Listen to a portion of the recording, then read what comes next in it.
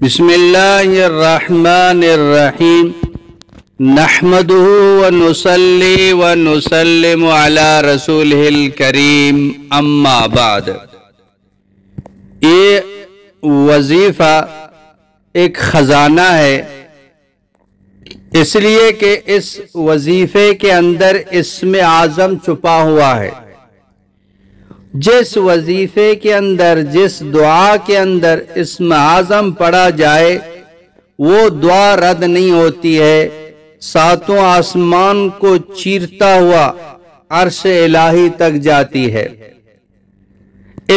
اس وظیفے کے اندر اسم اعظم یہ چھپا ہوا ہے۔ علماء نے لکھا ہے کہ اس وظیفے کے اندر، اس دعا کے اندر اسم اعظم ہے تو بہت ہی مجرب، انتہائی قیمتی یہ وظیفہ ہے۔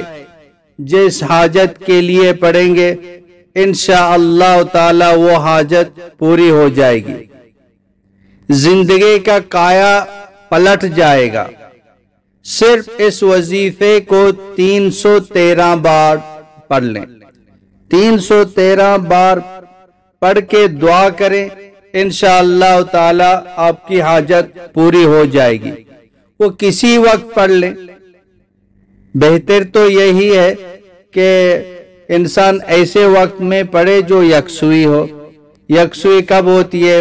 فجر کی نماز سے پہلے یا عشاء کی نماز کے بعد سونے کے وقت یکسوئی ہو کے اس وظیفے کو پڑھے، 313 مرتبہ پڑھ کے دعا کرے، انشاءاللہ تعالی اللہ تعالی کے فضل و کرم سے چند دن میں ان کا کام ہو جائے گا، ان کی حاجت پوری ہو جائے گی۔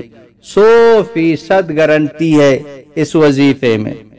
اور وہ وظیفہ یہ ہے، بسم اللہ الرحمن الرحیم، الف لام میم، اللہ لا الہ الا هو الحی القیوم یا واحد یا ذا الجلال والاکرام۔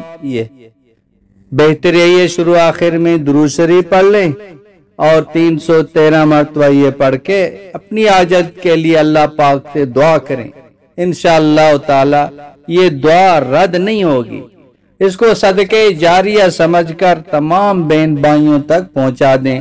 وآخر دعوانا ان الحمدللہ رب العالمین۔